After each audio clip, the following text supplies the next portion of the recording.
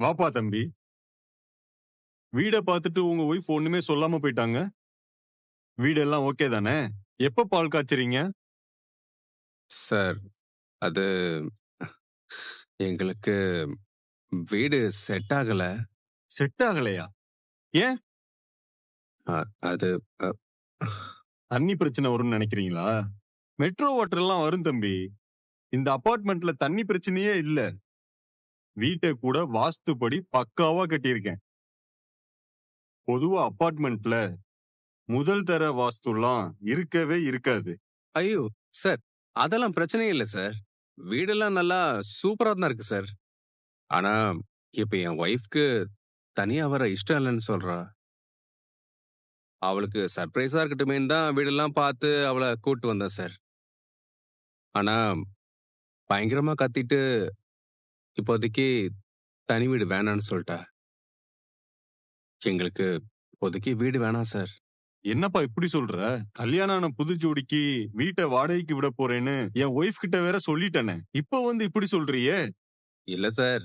எனக்குமே அந்த வீடு ரொம்ப புடிச்சிருந்துச்சு சார்.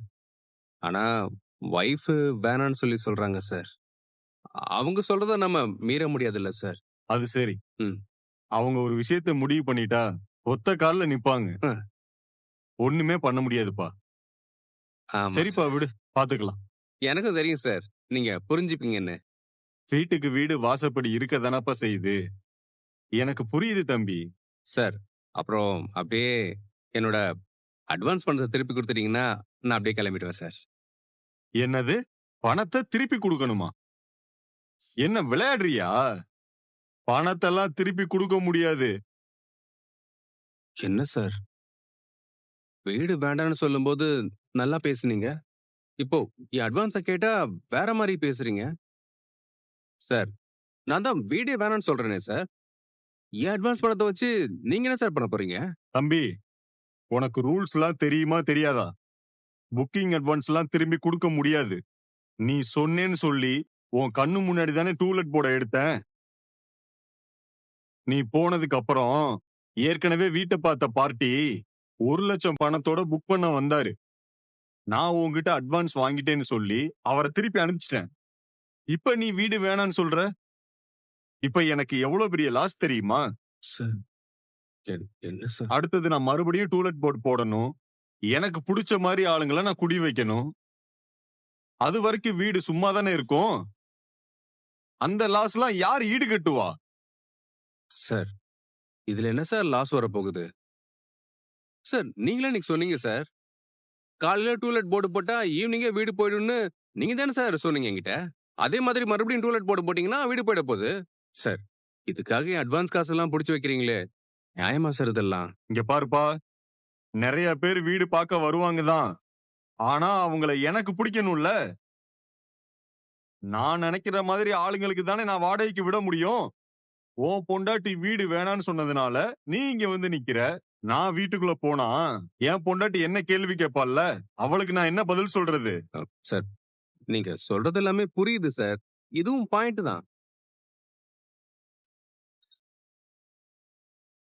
சரி சார். அப்ப நீங்க ஒண்ணு பண்ணுங்க. நீங்க எப்ப இந்த வீட வாடகைக்கு விடுறீங்களோ, அப்ப என் காச திருப்பி குடுங்க. ஆ? அது வரைக்கும் நான் வெயிட் பண்றேன் சார். ஆ? இது ஓகேயா சார்? ஐயய்யய்யய்ய! நான் சொல்றது உனக்கு புரியுதா இல்லையா? தப்பு உன் மேல. வீடு நீ ஓகேன்னு சொன்னதுனால தான் நான் டூலெட் போர்டையே தூக்குனேன். நீ முடிவ மாத்திட்டேன்னு சொல்லி நான் லாஸ் அனுபவிக்க முடியாது. சார், ஏதோ அக்ரீமெண்ட் எழுதி சைன் போட்ட மாரியே சொல்றீங்களே சார். காசு வாங்கும்போது இதெல்லாம் நீங்க சொல்லவே இல்லையே சார். சொல்லாமலே தெரியணும் தம்பி. நீ முன்ன பின்ன வீடு வாடகைக்கு போனதில்லைன்னு நான் நினைக்கிறேன். அதான் நீ புரியாம இப்படி பேசுற. நீ குடுத்த 20,000த்த புக்கிங் அட்வான்ஸா வாங்குனதுனால தான் எனக்கு வர வேண்டிய 1,00,000த்த நான் விட்டேன். இத நான் உன்கிட்ட சொல்லவும் இல்ல. அது எனக்கு லாஸ் தானே. அவங்க வேற நல்ல ஆளுங்களா இருந்தாங்க. இந்த வீட கரெக்ட்டா எடுத்திருப்பாங்க. உன்னால அவங்கள வேற விட்டேன். சார், அவங்களுக்கு வேணா ஃபோன் பண்ணி இந்த வீடு அவைலபிளா தான் இருக்கு. எடுத்துக்கோங்க வேணா சொல்லி பாருங்களேன் சார். அவங்க என்ன எனக்கு சொந்தக்காரங்களா? டூலெட் போர்டு பார்த்து வந்தாங்க. உன்கிட்ட அட்வான்ஸ் வாங்குனதுனால தான் நான் ஏற்கனவே காசு வேண்டான்னு சொல்லிட்டேன். இப்ப அவங்க வேற வீடு பார்த்திருப்பாங்க. இனிமேல் நான் அவங்கள எங்க போய் தேடுறது? இங்க பார், வீணா இங்க நின்னு பிரச்சனை பண்ணிட்டு இருக்காத, முதல்ல இடத்த காலி பண்ணு.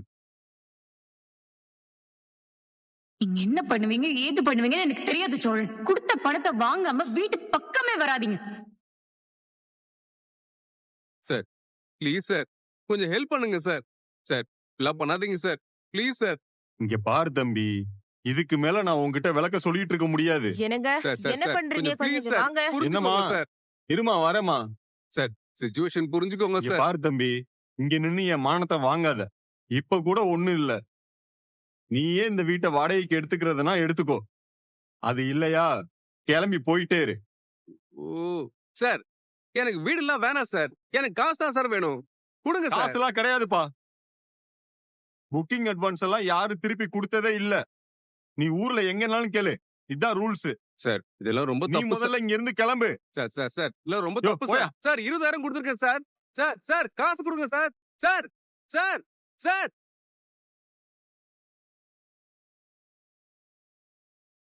ஓ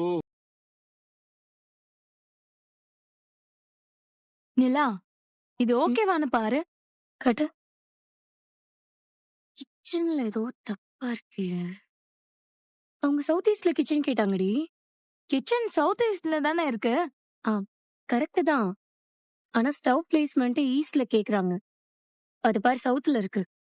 அப்படியா? ஆமா. ஈஸ்ட்ல வர மாதிரி பிளான் பண்ணு. இல்லனா மறுபடியும் ரீவொர்க் தான். ஏற்கனவே பல முறை ரீவொர்க் ஆயிடுச்சு. சேரன் என்ன சொன்ன ப்ராஜெக்ட் ஆச்சேன்னு எடுத்தா எவ்வளவு கரெக்ஷன் சொல்றாங்க. கிளைண்ட்னா அப்படிதானே இருப்பாங்க. நீ சொல்லு. இவ்ளோ கரெக்ஷன்லாம் யாரும் சொன்னதில்ல நிலா. என்ன பண்றது? அவங்களோட ஃபர்ஸ்ட் ப்ராப்பர்ட்டி பெர்ஃபெக்ட்டா இருக்கணும்னு நினைக்கிறாங்க. எனக்கும் கொஞ்சம் கடுப்பா தான் இருக்கு. ஆனா அதெல்லாம் மண்டையில போட்டு வேலைய பார்த்தா இன்னும் நிறைய மிஸ்டேக்ஸ் தான் பண்ணுவோம். அதனால ரீவொர்க் பத்தி எல்லாம் யோசிக்காம அவங்க கேட்டத அப்படியே பெர்ஃபெக்ட்டா பண்ணி கொடுக்கணும்னு மட்டும் யோசிப்போம். அதுவும் இல்லாம இது நமக்கு ஃபர்ஸ்ட் ப்ராஜெக்ட். அவங்க கொடுக்குற ரிவ்யூ நமக்கு ரொம்ப ரொம்ப முக்கியம். கரெக்ட் தான். நான் ரீவொர்க் பண்ணிடுறேன்.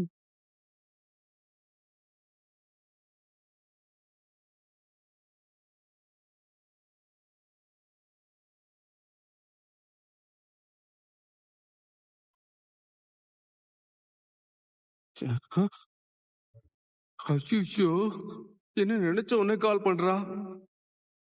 போச்சு, சமாளிப்போம். என்ன சொல்றதுன்னு தெரியலையானா.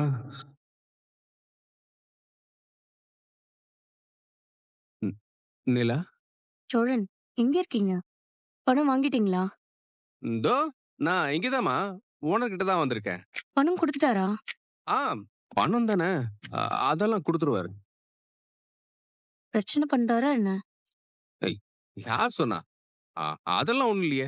நாம வீடே வேணான்னு சொல்லிட்டோம். டோக்கன் அட்வான்ஸ் வச்சு அவர் என்ன பண்ண போறாரு? அதெல்லாம் கொடுத்துருவாரு நிலா. ஆனா ஒரு சின்ன சிக்கல். என்ன சிக்கல்? சோழன், பணத்தை வாங்காம தயவு செஞ்சு வீட்டுக்கு வந்துடாதீங்க. அந்த காசை வச்சு வீட்டுக்கு டிவி வாங்கலாம், ஃப்ரிட்ஜ் வாங்கலாம். அது ஒன்றும் சின்ன அமௌண்ட் கிடையாது. 20,000 ரூபாய். ஏய் நிலா, நான் சிக்கல்னு சொன்னது பணம் கொடுக்கறதுல இல்ல. அவரு கொடுக்கறேன்னு சொல்லிட்டாரு. பணம் எடுத்துட்டு வரதான் பேங்க்குக்கு போயிருக்காரு. பேங்க்குக்கா? ஆமா நிலா, ஆமா. அது அவரு ரொம்ப சிக்கனம் போல. காசு கையில வச்சுக்க மாட்டாராம். உடனே உடனே பேங்க்ல போட்டுருவாராம். அதான் போய் எடுத்துட்டு வரேன்னு போயிருக்காரு. பேங்க்ல பணம் இருந்தா ஆன்லைன்ல கூட டிரான்ஸ்ஃபர் பண்ணலாமே. அவர் எதுக்கு பேங்க்குக்கு போறாரு? ஷோ, பொய் சொல்றதுக்கு முன்னாடி இதெல்லாம் யோசிக்காம விட்டனே. சோழன், ஹலோ சோழன், லைன்ல இருக்கீங்களா? ஆம் நிலா, அது அவருக்கு இந்த ஆன்லைன்ல டிரான்சாக்ஷன் பண்ணிலாம் பழக்கம் இல்லையா. அதான் போய் பேங்க்கு போய் எடுத்துட்டு வரேன்னு போயிருக்காரு. பாத்து சோழன், உங்களை ஏமாத்திட போறாரு. எப்படியாச்சும் பணத்தை வாங்கிருங்க. கடன் வாங்கின பணம் அது அப்படியே திருப்பி கொடுக்கணும். தெரியும்ல? தெரியுங்களா? தெரியும். ஓனர்லாம் நல்ல டைப் தான். சொன்ன மாதிரியே கொடுத்துருவாரு.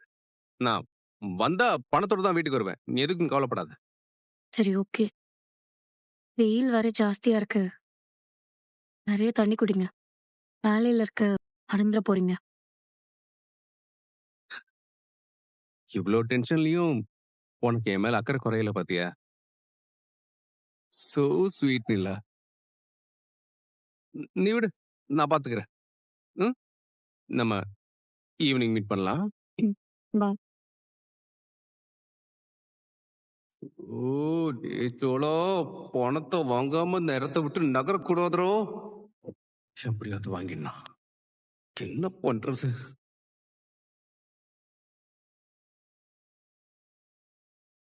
யாருப்பா நீ?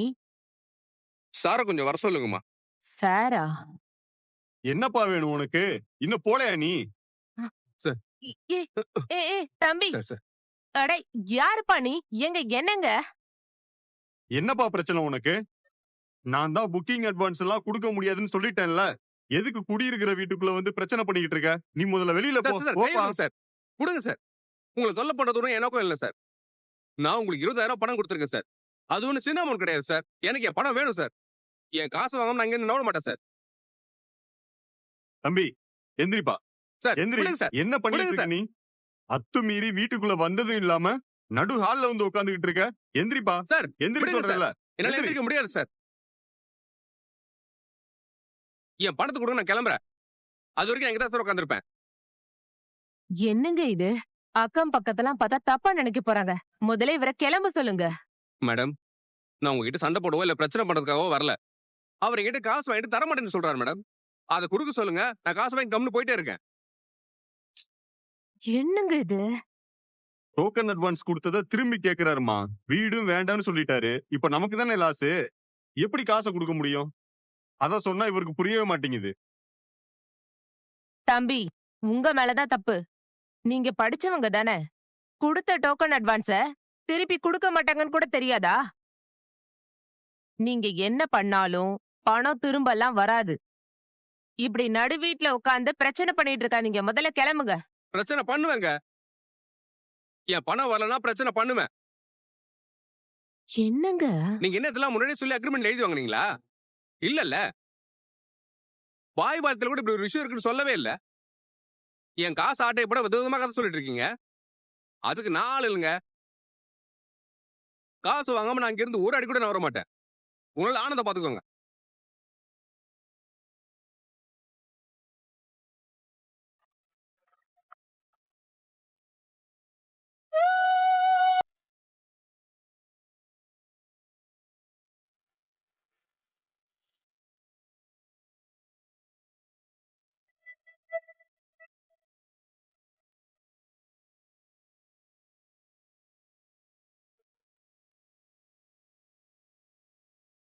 கொண்டு போ. மாமா, கார்த்திகா, வாப்பா. எப்படி நல்லா இருக்கியா? நான் நல்லா இருக்கேன் மாமா. நீங்க ஏன் மாமா இந்த வெயில்ல நின்னு வேலை செஞ்சுட்டு இருக்கீங்க? வெயிலுக்கெல்லாம் யோசிச்சா வேலை நடக்குமா? சரி, நீ ஏன் வெயில்ல நிக்கிற? வா உள்ள போலாம், வா. ம். வாப்பா, வா. வா. தண்ணி குடிக்கிறியா? இந்தா, குடி. ம். இரு, நீ உட்கார சேர் எடுத்துட்டு வர சொல்றேன். இல்ல மாமா. சுந்தர். மாமா, அதெல்லாம் எதுவும் வேணாம் மாமா. நான் வேற ஒரு வேலையா இந்த பக்கம் வந்தேன். நீங்க வெயில்ல நின்னு வேலை பார்க்கறத பார்த்துட்டு நான் அப்படியே நின்னுட்டேன். இந்த வேலையெல்லாம் வெயில் போனதுக்கு அப்புறம் பண்ணக்கூடாதா? அதெல்லாம் ஒண்ணும் இல்லப்பா. நான் என்ன இன்னைக்கு நேத்தா வேலை பார்க்கறேன்? 11 வயசுல இருந்தே வேலை பார்க்கறேன். பழகிடுச்சு. சரி, அதை விடு. வீட்டுல அத்தை, பெரியப்பாலாம் எப்படி இருக்காங்க? நல்லா இருக்காங்களா? ம். எல்லாரும் நல்லா இருக்காங்க மாமா. பக்கத்துல இருக்கோன்னு தான் பேரு. பெருசா பாத்துக்க கூட முடியல. இப்படி வெளியில பாத்துக்கும் போதுதான்ப்பா விசாரிக்க முடியுது. முன்னாடியாச்சும் நான் அடிக்கடி வீட்டு பக்கம் வருவேன். இப்போ அதுவும் வர முடியலல்ல. ஏன் மாமா? நான் கேட்கணும்னு நினைச்சேன். சந்தா எப்படி இருக்காங்க? நல்லா இருக்கா. அவங்க இங்க இல்லையா? இல்லப்பா, அவங்கெல்லாம் ஊர்ல இருக்காங்க.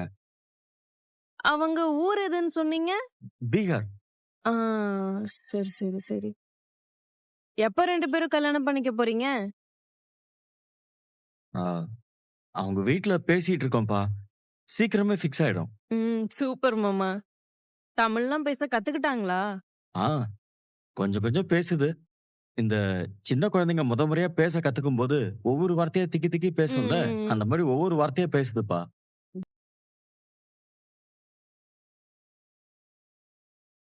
கார்த்திகா, நீ ஓகேவாப்பா? ஆ, முன்னாடிக்கு இப்போ எவ்வளவோ பரவால்ல மாமா. ரூம்ல சும்மா உட்கார்றதே ஒரு மாரி இருக்கு. அதான் வேலை தேடலான்னு இருக்கேன். அது விஷயமா தான் மாமா ஃப்ரெண்ட பார்க்க போறேன். அவ வொர்க் பண்ற கம்பெனில ஏதோ ஓப்பனிங் இருக்குன்னு சொன்னா. அவள பார்க்க தான் போயிட்டு இருக்கேன். அப்படியா? சரி, அது என்ன வேலைப்பா? அம், வேலை கிடைச்சதும் சொல்றேன் மாமா. ஆ, சரி, சரி. கார்த்திகா, கேட்கிறேனேன்னு தப்பா நினைக்காத. வீட்ல பணத்துக்கெல்லாம் எதுவும் கஷ்டம் இல்லையே? அதெல்லாம் எதுவும் இல்ல மாமா. வீடு எப்பவும் போல தான் இருக்கு. எத்தன நாள் தான் சாப்பிட்டு சும்மாவே இருக்கிறது. வீட்ல இருக்கவும் மனசு என்னமோ யோசிக்குது. வேலைக்கு போனா இத பத்திலாம் யோசிக்க வேணாம் பாருங்க. அதான் வேலை தேடலான்னு முடிவு பண்ணிட்டேன். 2, 3 கம்பெனில ஆன்லைன்ல கூட அப்ளை பண்ணியிருக்கேன் மாமா. வேலை கிடைச்சதும் சொல்றேன் மாமா. உனக்கு என்னப்பா, நல்ல வேலையே கிடைக்கும்பா.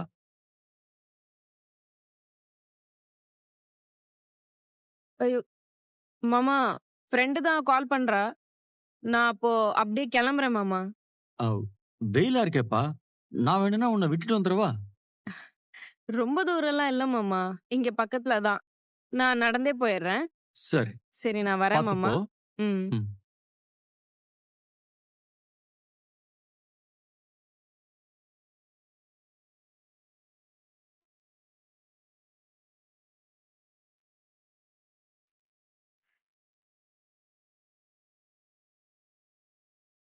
டேய், என்னடா திரும்பி திரும்பி பார்த்துட்டு இருக்க?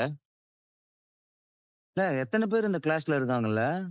காலேஜ் மாதிரி கிளாஸும் ஃபுல்லாயிரும் போலயே! ஆமாண்டா, இன்னும் கொஞ்சம் பேர் வரணும்.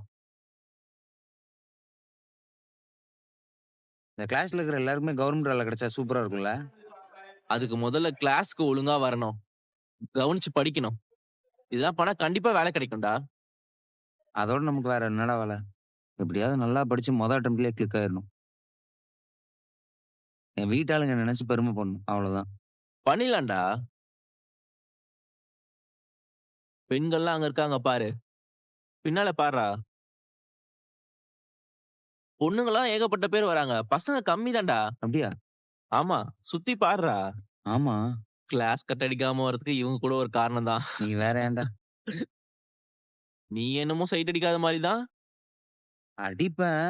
அதுக்குன்னு மொத நாளே வா.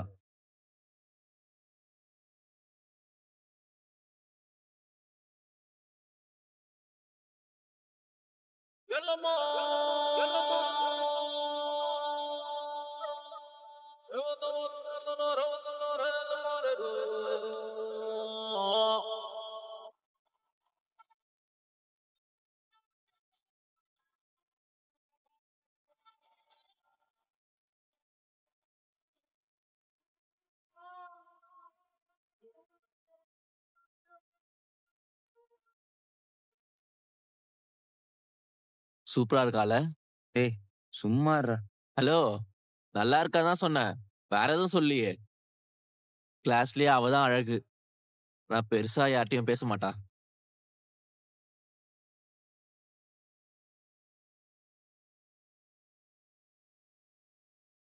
ஆமா, இதெல்லாம் உனக்கு எப்படி தெரியும்? உனக்கு ஒரு வாரத்துக்கு முன்னாடியே ஜாயின் பண்ணிட்டல, அதெல்லாம் தெரியும்டா. சீக்கிரம் சேர்ந்து கூட படிக்கல. படிச்சுட்டே தான்டா பாத்துட்டு இருக்கேன். படிச்சுட்டு எப்புட்றா பாப்ப? அதெல்லாம் பார்க்கலாம்டா.